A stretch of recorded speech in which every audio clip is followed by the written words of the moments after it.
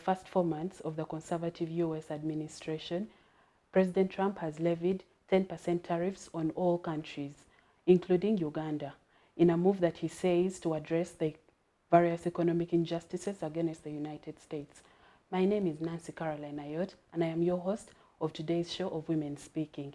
In today's show, we'll be talking politics and the market, or the market will meet politics. With me in studio today are two distinguished guests from the trade world. I'm going to introduce them, starting from my extreme left, coming in.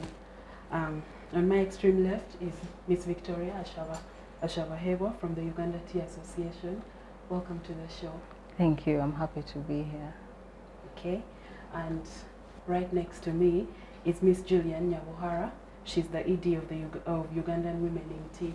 Thank you so much for making it to the show. Thank you. Thank you for hosting us. Thank you. So today we'll be talking about the Trump tariffs, and I would like to ask you first, Miss Julian, what are these tariffs, and what is the implication on Ugandan trade, especially on women? What are these tariffs that Trump levied on Uganda? Thank you. I think we should first look at the impact, what these tariffs will be, especially on the women, on the women business community. Yes. I'm sure the show is about the women and the prospective impact of what these tariffs are. President Trump has called these, the reason is he had these tariffs introduced is because he thinks there is unfair trade. He calls it unfair trade. But if we put it in the Ugandan context, I would yes, of course, they will be very impactful on the Ugandan community, especially people who are in coffee. Yes. People like us who are in tea, who are doing cash crops. There was also a lot of crafts. I'm talking of an area for women that impacts women on a large scale, coming from down going up, or from coming from down going up. Because we need to look at this. Most of the people may not even understand the impact of these tariffs, but these tariffs affect the bigger. The people who are most affected are the people who are on the lower end of the economy. And these are the farmers, and these are the workers, and these are the people who are in the agriculture sector. For example, we need to look at how much coffee has been going to the US market. If there is a tariff that is created on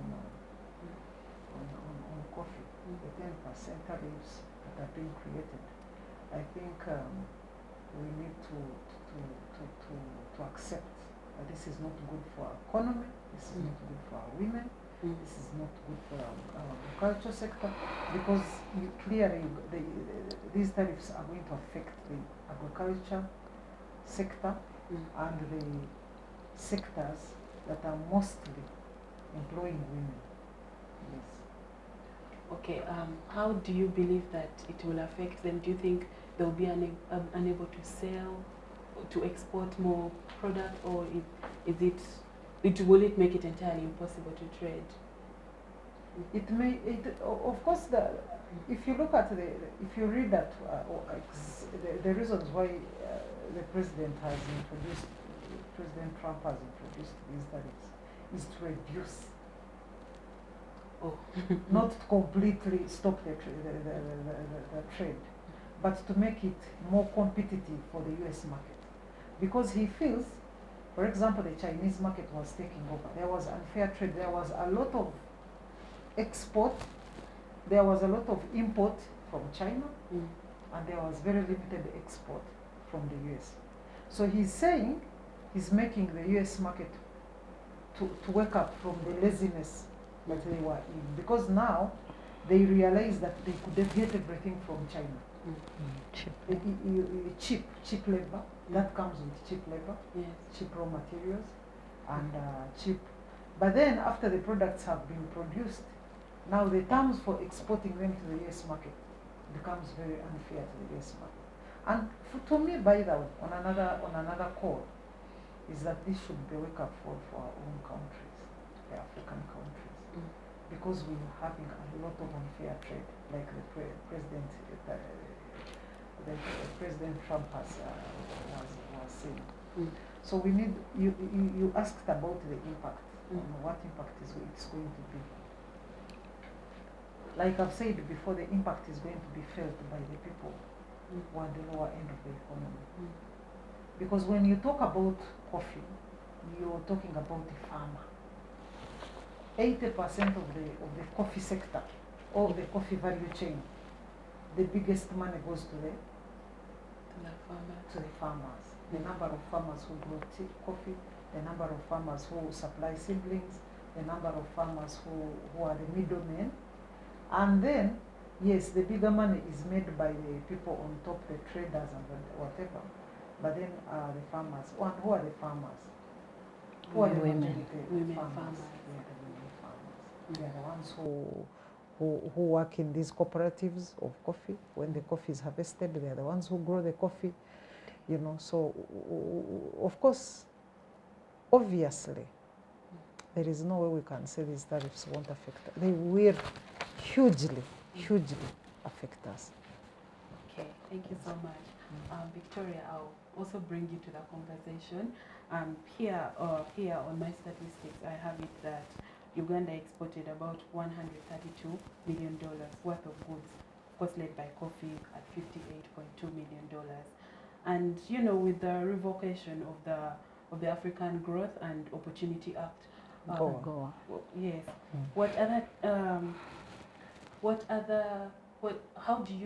How do you see this affecting the access to the U.S. market? Because we have that much in exports to the U.S. market.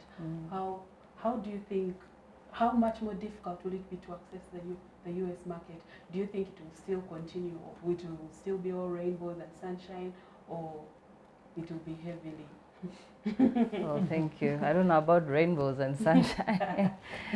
Because when you are increasing the cost of production or the cost of getting the goods from a producing country to the destination, then there is no rainbows and sunshine.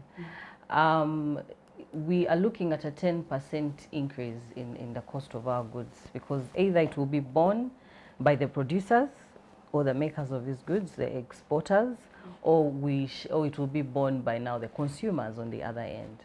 So we see that we can see that this is going to heavily impact on the cost of the products that are coming from Uganda, because specifically we are here to speak about Uganda. In 2023, we exported about an estimate of 88 million US dollars worth of goods. And with a tariff of 10%, that means you're looking at an extra 8.8 million US dollars that has to be put on now for taxes. So meaning we're going to have to increase the cost of our products, which will in turn reduce the demand for the products, because now the consumers on the other end will not be able to afford them. But at the same time, I view this more as an opportunity, like my sister mentioned. This is an opportunity or a wake-up call for most of us. We have been engaged in other regional trade relationships and agreements like COMESA and EAC, and we have focused a lot on taking our products to the US and Europe. Which products we are taking as raw materials? They are not finished products. We take them as raw materials for them to process and possibly also bring back to Africa. So for me, the opportunity there is the market shift. It is very clear that now we need to fast track the trade agreements and the conversations we've been having, especially on Africa Continental Free Trade Area or Agreement, so that we can open the markets within Africa, especially within West Africa, that Uganda or East Africa doesn't necessarily have a close, there's a bit of a gap in terms of distance and logistics. The impact that I see, like my sister mentioned, it trickles down all the way to the people who make the first product, which is the farmers or the ladies who are making the crafts, like the bags and leather. There are people who are exporting leather bags and such to the US, in the coffee farms, in the tea plantations. Because the producer or the owners of the businesses that are exporting will want to also find a way of managing their COP, cost of production. So in a way, because the market is basically shrinking, meaning we have planned to produce this much in 2025. Then on 5th April, there is this tariff that is imposed for whatever reasons that President Trump has, and for whatever intentions he says he's trying to, because of the trade imbalances, and of course the worst offenders being like the likes of China, etc., are going to get a higher tariff. We see that the producers, for example, for tea, are going to also try and manage the cost of production, because you want your produce to be competitive. You want your produce to also have access to this market as it has before, whether it's tea or any other. And so you're going to have to cut back on the costs. Unfortunately, for tea, for the last 2 years, we have been doing that. We have cut, our production has dropped by like 37% because of the oversurplus of, say, tea in the global market. Now we have, now this is another issue that has come up, and US hasn't necessarily been consuming or buying a lot of tea from Africa or from East Africa particularly, and they have been taking the cheaper option, which is some from Vietnam and in other places. But now, because of, I'm sure she'll talk about this because she's really mostly embedded in this, we have been seeing the farmers find a way of adapting to the situation already that is the global oversurplus of tea, and come up with products so that they can also reach other markets. And US was one of the target markets. US consumes a lot more of the specialty teas, as she'll speak more about, and also a lot of packaged teas, the value-added teas. So we anticipated that if we were able to get, say, the right certifications on board, that the farmers could now access these markets freely and diversify from what they already were, say, selling, because they've been selling to the current producers of tea, which is CTC Teas here, but that market is a different other market. So in a bid to improve their livelihoods, they thought of diversifying into different markets like the US. I had a meeting with a couple of distributors last year from the US who were looking for investment opportunities in Uganda, particularly in Chicago and Detroit. And I made a presentation to them about tea, the black tea that we drink, the one that we know. And to my dismay, they didn't know what it was. I don't know if it was pretense, but it is very more than likely that they really didn't know, because our product, like tea as a brand or as a name, has been genericized. Like anything that can be brewed is called tea. If I can brew your phone and drink it, I can call it phone tea.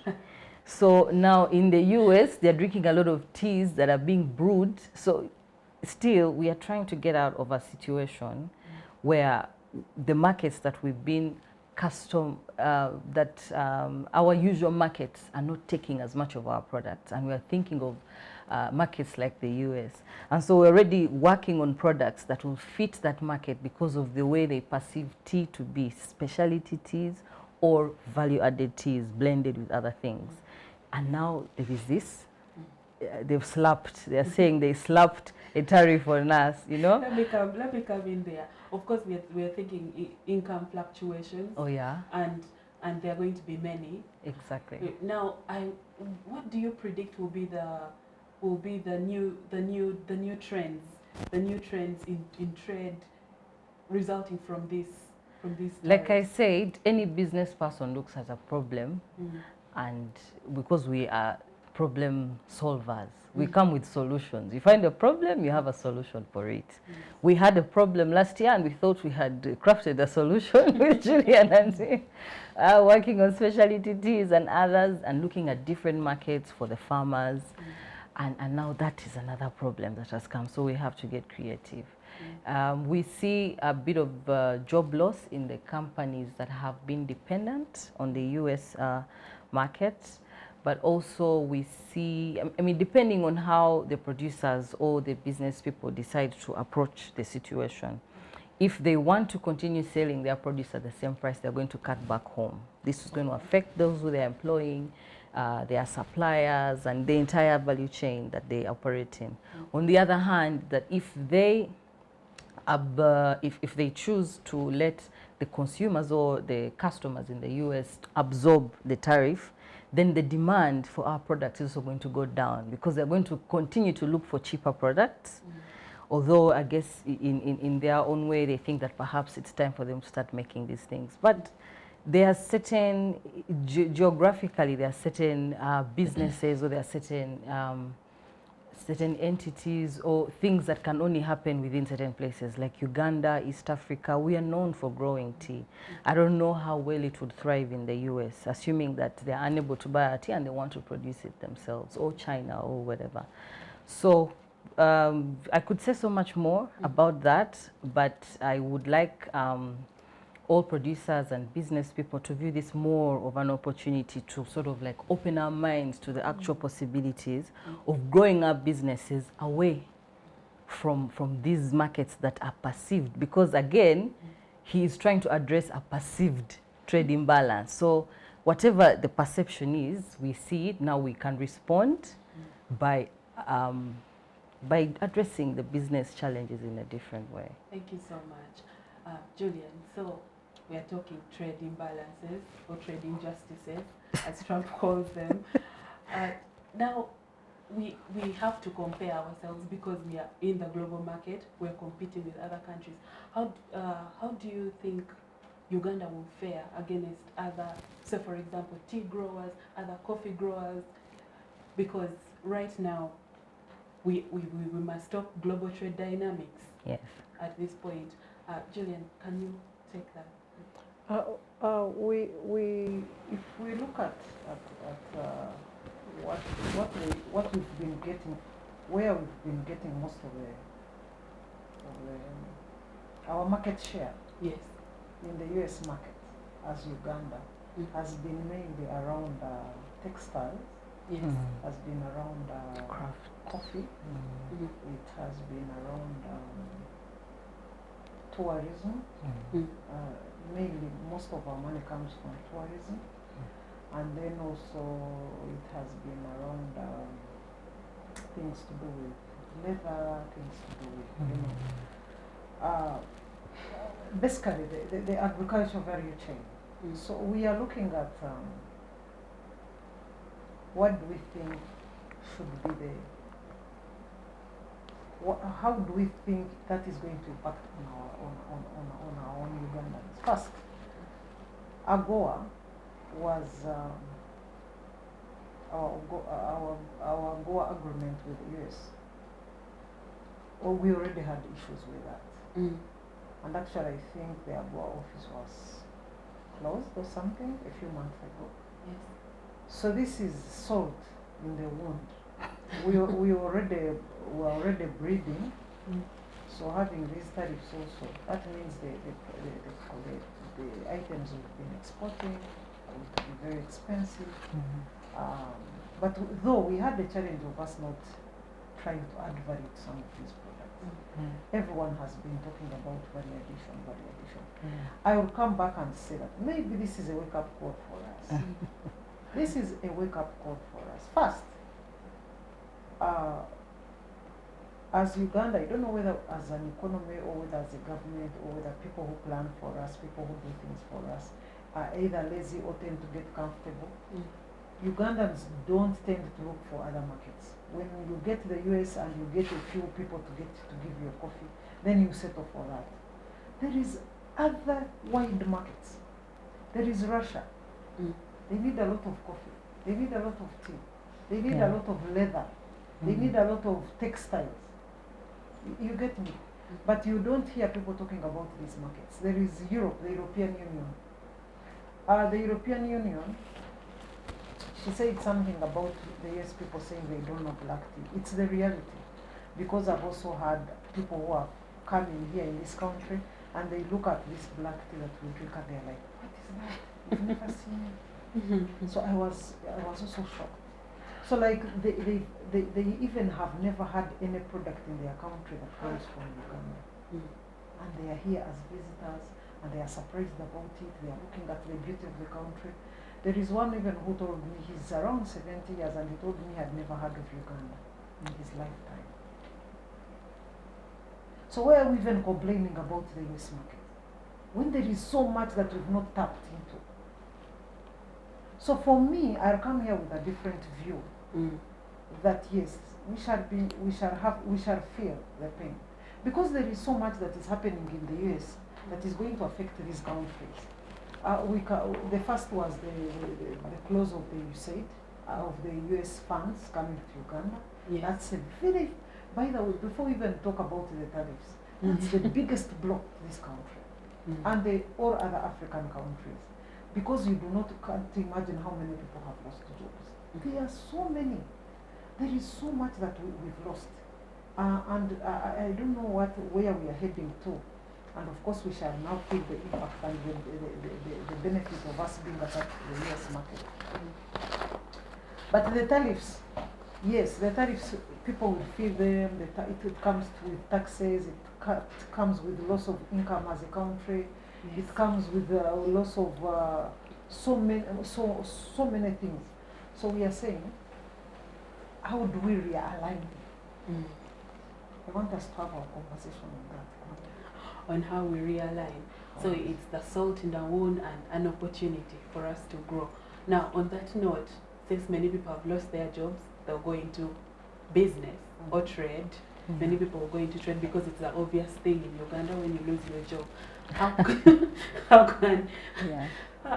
am I lying? No. So how can we take advantage of this opportunity to build resilience and to grow? Yes, first let's look for alternative markets, and I'll make this call to the government and everyone, those running government agencies, those running what. Let's look for alternative markets. Let's look for alternative products that maybe are not affected by these tariffs and focus on them. Then let's look at alternative ways of branding, of marketing, of seeing that how do we still survive? Because Uganda is blessed with so many products that we can put on the market, on the international market. Most countries, you find that they only have one product to sell. Now, when you look at countries like Botswana, that have also been hit very hard, by the way, extremely hard. They are going to be hit hard by it because their tariffs are really they are beyond so. And they are affecting their most precious products, which are diamonds, which are minerals, minerals. And these were the biggest income generating products for these countries. Now in Uganda, we are blessed to have so much that we can make money out using these markets. We have agricultural products of all types. We are so blessed. We have tourism. So let's maximize with the small that we have and what is remaining. Things like tourism. Let's put in double effort. Let's advertise more. Let's save the country. Let the government, to ensure that we can earn more as a country. And then also people who are going to lose this market share, the US market share, can now earn from either tourism or can earn from any other things. Or exploit as Yeah, markets like exploit, Russia. exactly, exploit. Thank you. Victoria, I will bring you to the conversation again. So we are talking about exploring alternatives, but also coming together, I guess, because it's only together that we can make these things work. So how can women leverage the networks within Uganda in order to build market for the goods that they have? How do they take advantage of the current support systems that we have, and which ones do you know, for example? Well, I remember in primary, I was in a primary school that has it had a motto, knowledge is power. Yeah. And indeed, if you don't know, you feel very powerless. There are different organizations that have been preview or been privileged to be a part of under Uganda Tea Association. we're members of Uganda Manufacturers Association, that is UMA, which is, it covers manufacturing with textile, tea, coffee, steel, and all sorts of things. And I speak generally, but I understand, of course, that some of these businesses are women-led, and it is, we sort of have a bit of an advantage in many ways, and it is important that we take advantage of it. There is also Private Sector Foundation Uganda, which is I'm a member of as well. This is the apex body for private sector in Uganda. They have so many programs and so many initiatives. I would encourage the formation of secondary cooperatives in our villages, in our homes, like in where I am from, Bushenyi, Chamuhunga. There are so many cooperatives, but I have only seen this really done well in coffee, where the coffee also has cooperatives that are for coffee. But if we could also have more cooperatives that are for tea, so to address tea-specific issues, or any other products, or leather, or whatever. It would be because, like you mentioned, it is important that we band together rather than work as an individual. It would be very expensive, and this I speak for those who are on the lower side of the value chain. It is easier for them to advocate, to have a voice when they come together as one group than as individuals, because of the power of numbers.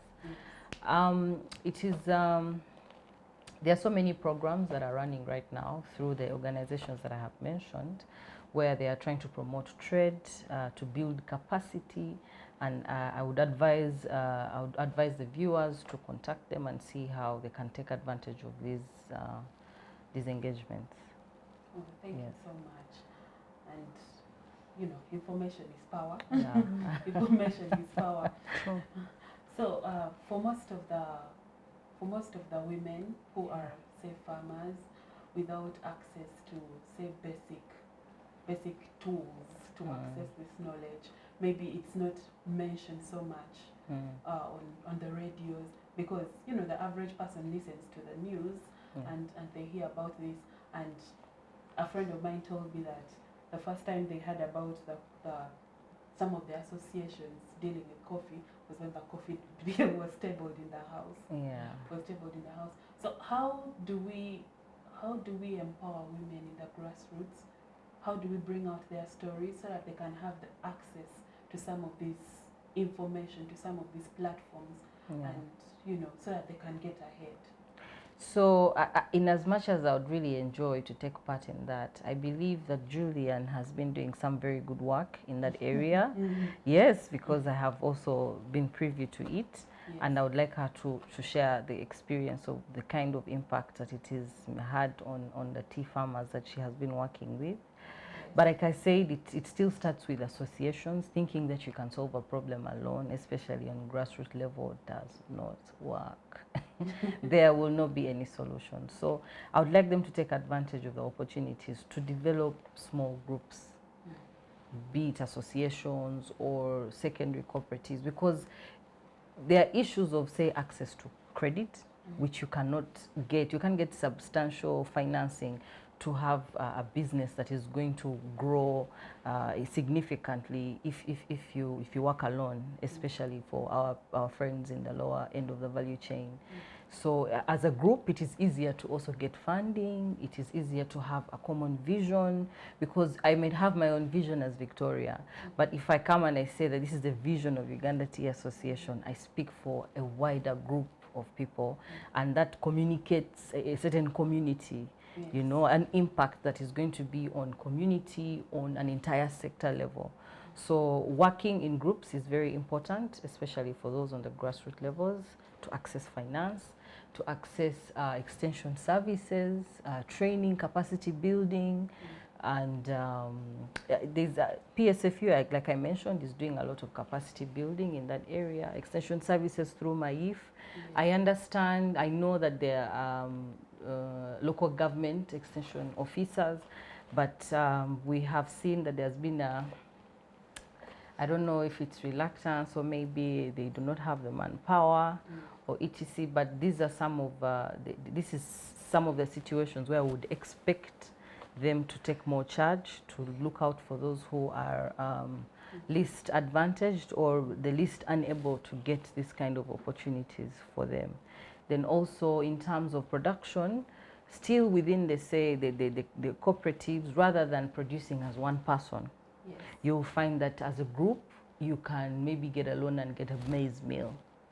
As a group, you can get a loan and get something else. Or as a group, you can get a grant, depending on the impact. The goal is to show that if we receive this kind of support, this is how much impact, or this is how much change, significant change is expected from the work that we're going to do. So I don't want to say much. She has a very good story, and I would like her to expound. Yes. Julian, please share the stories. Oh, no, I think it is, like she has said, how do we empower a grassroots woman to benefit from some of these? Yes. Because believe me, if you have a small farm in your village where you come from, it will be hard for you to grow to a level whereby you can be able to export as an individual. Yes. It will be hard. But then we need to now start learning to use the power of associating. So how do we get these rural women? Let's say they are tea growers, they are coffee growers, they are maize growers, and there is a deficit of maize in Kenya, and we want them to feel and have an impact, impacted, yes, by those trade opportunities. It is simple. We need to start mobilizing women into groups. And I'm calling to every woman, if you want to benefit in some of these, because the trend now is, if you're to get to a bigger market, first of all, it's about volumes, it's about quality, So you will not achieve this as an individual. As a group, probably you can acquire machinery. As a group, probably you can be able to meet quantities. Yeah. So let's mobilize these groups. We've had groups which we've mobilized, and they are now starting to process as a group, and trying to access the market as a group. And these groups, by the way, have a very powerful story to tell. Whoever wants to buy from you, they are attracted to you because of your story. Oh, yes. And the story is that they are empowering rural women, let's say from Kanungu, or they are empowering rural women from Karamoja, they are empowering a group of women from Sabei, something like that. Yes. So let's maximize, and let's use the story of numbers, let's use the power of stories to penetrate these international markets. These international markets, for us to be able to sell to them now, is that are we providing something different? And what's that is different? What's different is that you have a story. Oh. Wow, thank you. That's deep. That's deep. And on that note, I will go to the government and policy, because this all comes down to policy at the end of the day. So what policies would you recommend? You're in charge of a lot of women, you deal with a lot of women. So what policies would be favorable for these women? I think the policy is, first of all, is that let's have policies when it comes to financing and supporting these women, and these farmers and wherever. Is there a policy that probably if you're growing these kinds of crops, then you're the numbers, you're these, then we can be able to finance you. What is the policy about machinery? What is the policy about value addition? Are you allowed to pick your tea? Because some middleman has money, he thinks he can drive to Mbare, buy 10 trucks of coffee and just export them the way they are. There should be a government policy that you cannot export tea in a bin form. Okay. They must either be crushed, they must be either, something like that. So there should be policies right from every value chain. How do we ensure that we export quality? Is there a policy as far as quality is concerned? Yes. Or we are having our maize being exported to Kenya, and then being rejected because it has aflatoxins. You know, as a government, that's the job of government, to ensure that before your produce crosses the border, what policy is there to ensure checks are done, such that we do not have that bad name of knowing that all the maize that comes from Uganda has aflatoxins. You get me? So there should be policies as far as taxation is concerned, policies as far as let's say value addition is concerned, policies as far as how do you market, how do you brand, how do you sell your tea. For example, I don't always like to give this example. If we look at the Rwanda government, there is a policy that you cannot sell their product without Rwanda. Without the word Rwanda. Oh. Somehow on your product, the word must be there, either in the name, either in the. I want you to go to the supermarkets, go specific to the tea and coffee shelves. Yes. And what is shocking and surprising, all our Ugandan supermarkets have more tea from Rwanda, have more coffee from Rwanda than the Ugandan market. So, and all their coffees will be branded, somehow the name appears, and very wide and very big, by the way. So, what are we doing? That is why we met, we are trying to work on a project to see that our specialty teas are exported in the European Union. And people are saying they have never had, and these are people who have been in the business of tea for over 20, 30, 40 years, but they've never heard that Uganda has tea. How? Yes, and they were telling us that it is the first time that we are hearing that Uganda has tea. So this is a project we are trying to work on to see that our tea gets into the market. So then, does government have a policy to support people like us who are trying to make sure that our product, in a small way, and by the way, this is tea that is going to that market through a group of small women from the rural areas, trying to push their product on the international market.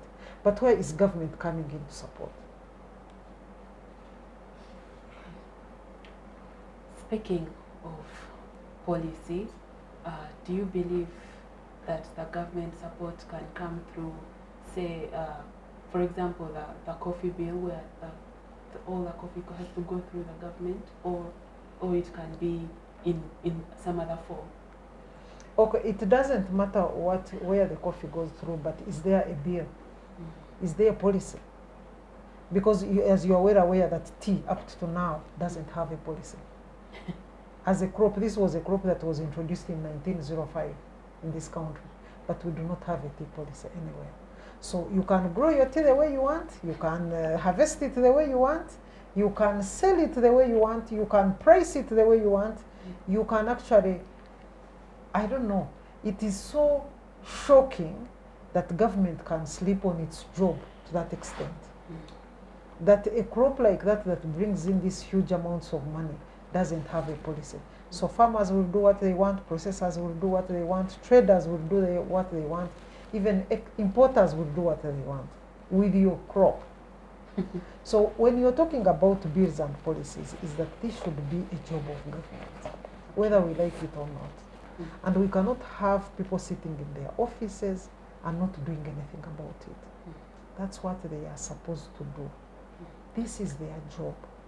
So we are calling, as we are talking about the tariffs, how ready are you? And how organized are you that in case these tariffs came and they are hugely going to affect your people, how is the government ready to help its people? Thank you. And from what you have said, I've just thought of something really important, because you grow your tea, you sell it the way you want, they charge you the way they want, and I would just like to say, isn't this a component of the capitalist world and free market? And I want to pose this to both of you, just to pick your brains. And in my perspective, I feel like this free market thing, there is bound to be inequalities. Someone is bound to suffer the impact, because the people who have access or who are richer will always take advantage of the people who do not have. And in this context, it is more women.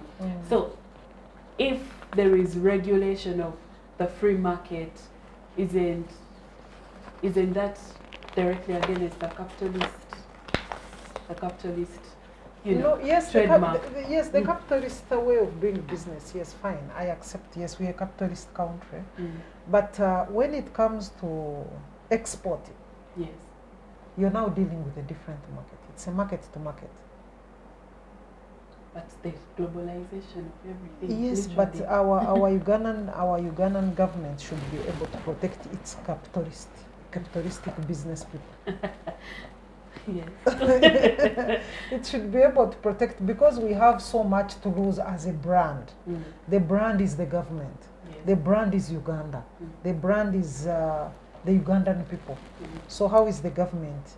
You don't limit people so much. But like I've said, if you look at the Rwandan kind of products they put out on the market, they are from different companies. They don't stop you from producing your own tea. They don't stop you from producing your own coffee. But the policy is that before, if it is to be exported across the border, Yes. it must be branded Uganda. B. I don't know whether people, if someone in, I don't know whether, we also need to look at this boo thing. If someone landed it on a boo package in Russia, would they understand that this product is from Uganda? If you read boo. Burundi. Yes, it can be another, Burkina Faso. or it can even someone's business. Boo could be someone's business. Could be someone's name. It could be someone's name. So we need to look at also that. Why are we not proud of putting our name Uganda? It's not that long. It's not that, you know. Even when, if you look at we normally meet products from very long names, but you're able to read the name and appreciate that this product comes from. So why can't we clearly say this product is from Uganda? Let's say Uganda tea, Uganda something, Uganda coffee, and let's everyone have it as a brand on their packaging. It's not that they are stopping you from being capitalistic. No, they are not. But they are saying for the brand of the Ugandan brand, because where we are going to protect the market. Where we are going to is that people are going to buy a story.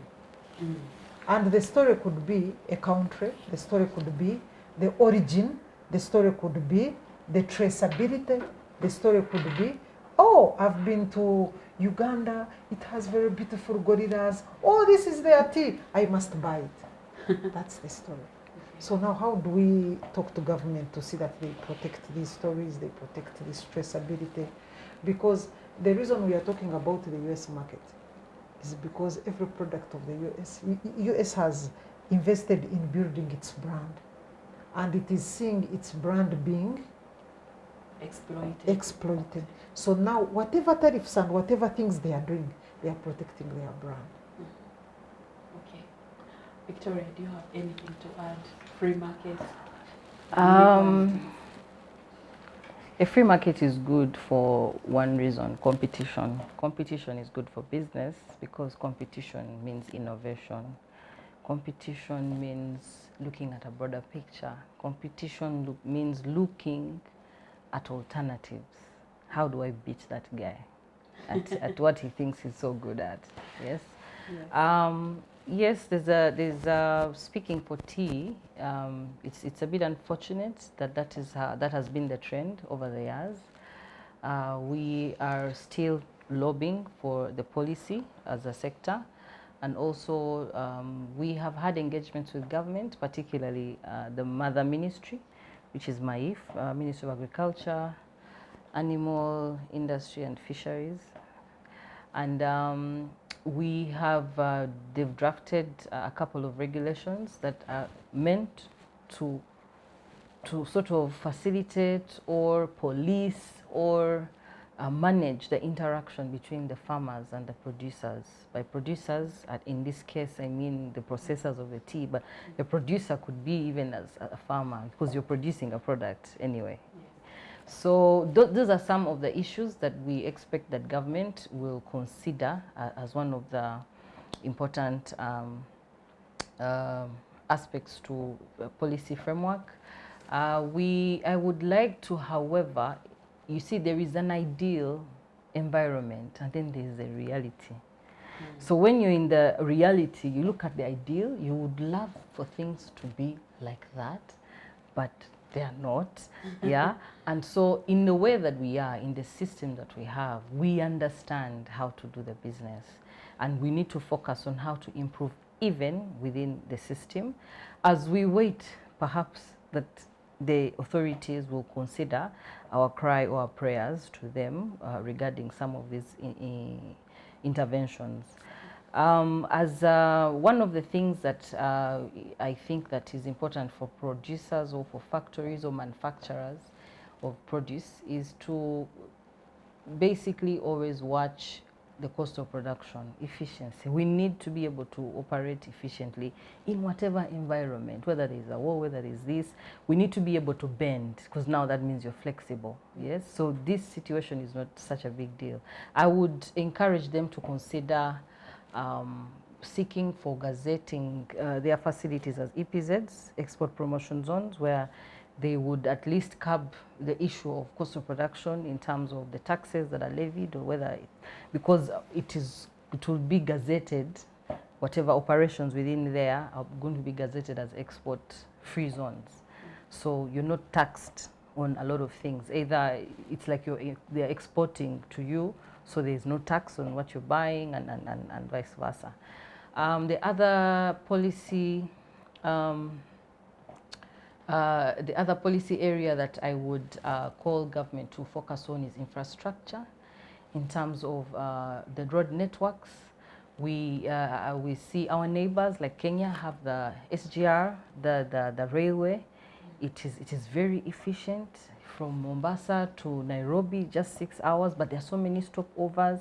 So if you're doing business within, it even aids it and makes it easy. So it would also make whatever business you're doing there a bit more attractive, because the consumers can depend on your reliability to deliver on time. At the same time, you have access to these different people. So developing a road network, railway, and across the region, but also into other African markets that we believe are very vital for the growth of our industries. The other could also be in terms of value addition. We are looking at an era or an age where there's a lot more health conscious people in terms of food production or food manufacturing. So things like packaging, we would like government to aid the existing packaging companies. I buy a lot of packaging from Luca Plastics, but it's mostly plastic. But if the government could also encourage or aid or incentivize their transition into more eco-friendly packaging solutions, so that we have less imported. So, because the goal here is for us to improve our export products. The value of our export products is still so low because we are basically selling them as raw materials for value to be added at the destination market. But if we would do enough market intelligence, understanding that market X requires a product like this, and we can make the product finished and shipped directly for whoever is importing it to immediately put it on a shelf, so that they don't have to incur any costs on the other end. But on this end, it improves the value of our product. We get to charge more, and it is easier to absorb some of these the tariffs or taxes. So incentivizing the transition of these packaging companies, and also issues of accessing credit. I would encourage also the financial institutions or government to look at customizing financial solutions depending on the product or the situation or the environment. Because, I mean, if you're going to extend credit to someone who is operating in, say, Bundibujo, you understand the life that they are living, you understand the facilities that they have, if there is none, you understand the economy there. You're looking at Karamoja, these are so different apart. You're looking at, as far as wherever countrywide, they should be able to develop financial solutions specifically for them, because the goal is for them to grow the business, not for them to take your money and not pay it back so you can take whatever collateral you had fetched for the credit. So that should be at the forefront of any credit provider, that it should be able to, the ultimate goal is to grow the export. The other could be also on issues of, like she mentioned, regulation on issues of labor, fair employment for the women, knowing also the roles. Again, that should also be customized, because we can't be the same. We cannot be the breadwinner at the same time. You're the mom, you're the wife, you're the counselor kuchalo, you're the this, you're the housemaid, you're the everything. So there should be certain policies that will support a certain fair employment for women. We have women who are working in farms for a very long time, but they have babies, and so they are forced to go with their babies to the farms. But if there could be a lot more promotion of establishment of schools. I have a friend who started a school in Buhweju district. It's called, they have a small group called Nyakahita, I think Nyakahita, it's like a cooperative. And so because he is a teacher by profession, but he's also a tea farmer, he saw the plight of the farmers, of the women. And so he set up a very small school. So when the ladies are off to work, the kindergarten and the primary school. So if government could look out for such people who are actually trying to make a difference in the lives of those who are actually making the real, who are the real hands or the real faces behind the products that are exported, I believe it will encourage a lot more work to be done professionally. People focus more on giving quality work rather than quantities, because, for example, I speak more about tea because that's what I really know. The farmers are paid according to the quantities they deliver. So their goal is to make sure that if I can harvest like 1,000 kilograms today, I'm going to get this much money. Rather than if I can harvest good quality, I'll be able to get this. So there are so many issues that could be addressed in that line. But with those very few words, I believe that there's so much opportunity. So much opportunity through diversification, also looking at the other countries and how they have responded. It is very important that we also try to mirror or try to borrow a few of the tactics, but also to strengthen the trade relationships that we have with alternative markets, you know, so that in the event something like this happens elsewhere, we are strong somewhere else. Yeah, that's right. Okay, as we've come to the end of this conversation, I know that, you know, for us to continue with the trade that we have today, we need young people involved. Oh yeah. So I would like you both to give out a message to the young people out there, a message to the young people, and encouraging them maybe to join, and maybe to the farmers who are being affected, people who are scared by what's going on. I'll start with Julian, and then you can conclude. Mine to the young people is that this is the new world we are going into. Things are going to keep changing. People, you've noticed how we've lost, a lot of people have lost employment in the past 2 months because of such, I mean, other governments can wake up and put policies, put tariffs, put whatever. So as young people, are we prepared? Are you prepared for new things coming in? And are you prepared, and are you seeing the trend at which things are moving? And what lessons are you picking from that? And how prepared are you that you can be able to overcome in case something like this happened? You wake up one morning and you've lost your job in 1 month. And that's all you know. And that's all you've been earning from. So we need to start creating alternative ways to have people survive. Yes, not everyone is going to run business, by the way. But there are other things you can do. There are people who are going to run businesses, people are going to go into agriculture, people are going to do other skilling. You have a skill. For example, if you wake up one day and lose a job, you could have a skill. Or you could have a skill that could take you maybe to another country, you get a job there, you know, because with skills, wherever you go, you can be able to work. So for me, the call to the young people is that this is a wake-up call, that things are yet to change. It's not like the way we used to know that that the United Nations is going to be there for the rest of the years to come. You could wake up one day and somehow, somewhere, the United Nations is no more. So if everyone is aspiring to work with the United Nations, what if it's not there? And that also happens in our daily jobs. You could wake up and your boss says, I know this company can no longer work. We are closing it because of one thing or the other. We've seen that happen in the past 2 months. So we need to prepare our young people and our youth that you should have several skills. You should be ready to do anything. You should be ready to work anywhere. That you should be ready to use, and people have neglected agriculture. They've left a lot of farms in villages and have come to Kampala. This is time to go back and settle and see how do you manage most of the things. So we need to rethink, and the youth need to start to go to areas, the formerly neglected areas. Yes. Thank you. Thank you. Me, I could say so much, but I would like to respond to it on both the young and then the older ones, yes, because we take over from the older ones. So for the young people, we have so much energy. I am including myself in this one. We have so much energy. We have absolutely a lot of potential.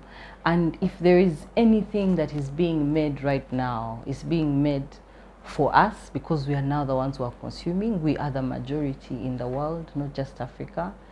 But also, we understand those who are coming after us better than our elders do.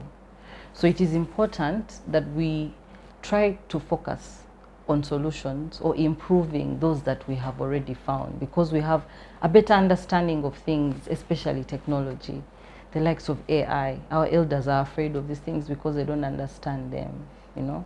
I also sympathize with them. We do not act with grace when it comes to businesses, because you see so and so is 60-something and is very rich or seems to be very wealthy, and you want to be as wealthy as they are at 30, and you can't cheat time, you can't cheat the process. So if at all it is possible to cheat the process, it means you're in consultation with those who actually underwent these particular processes. So it is important that the youth have mentors and they are aligned with coaches. There are people who are willing to impart the knowledge of history, because you can't know where you're going if you don't know where you've been. You basically don't even know where you are at this point, you know. So we need to be a little bit more gracious, and we need to accept learning. We need to get our hands dirty. I know it is easy for people to think that office jobs are the best. Ultimately, there will be an office. Even if it's a farm, it has an office. If it is doing so well, it's going to have the best office ever.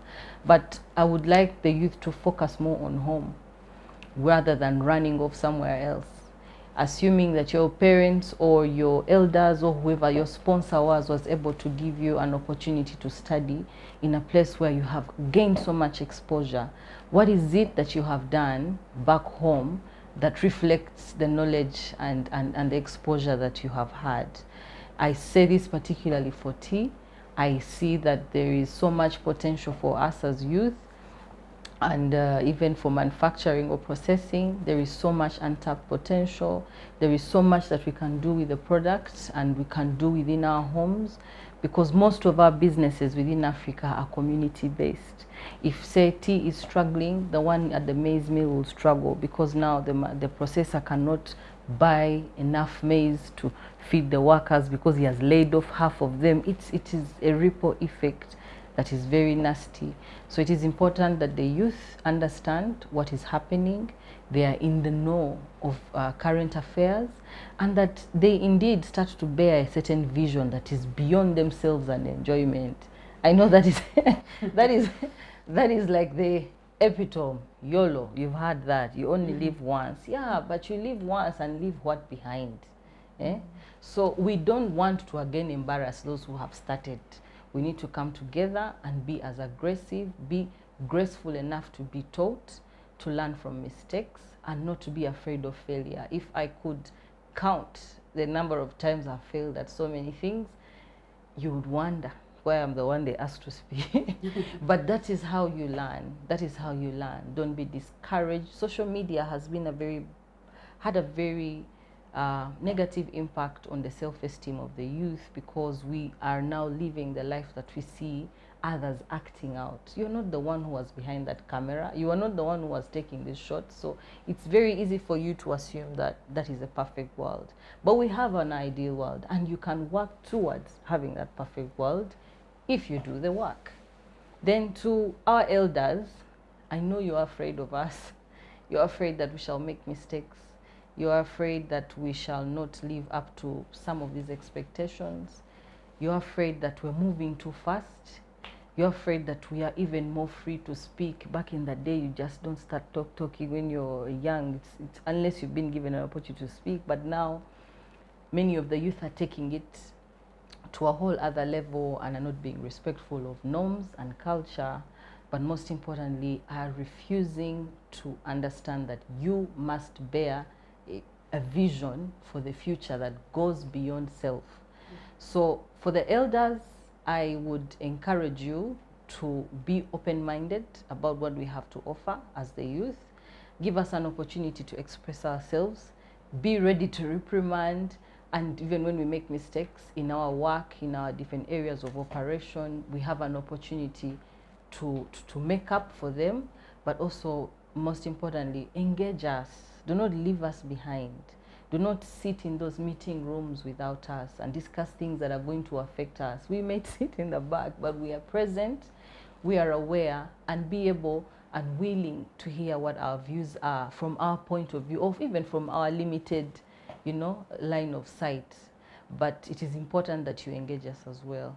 Thank you so much for this opportunity. I pray that this has some sort of impact to the youth and anyone else who has been affected. Thank you. Thank you. We have come to yet another end of another episode of Women Speaking. We've had the women's perspective on the 10% tariffs on Ugandan exports to the United States. My biggest takeaway from this show is that we should come together and make this work for us. We should put in the work into the brand and have the right expectations for the output that we bring to the table. My name is Nancy Caroline Ayot. I am your host, and thank you for tuning in.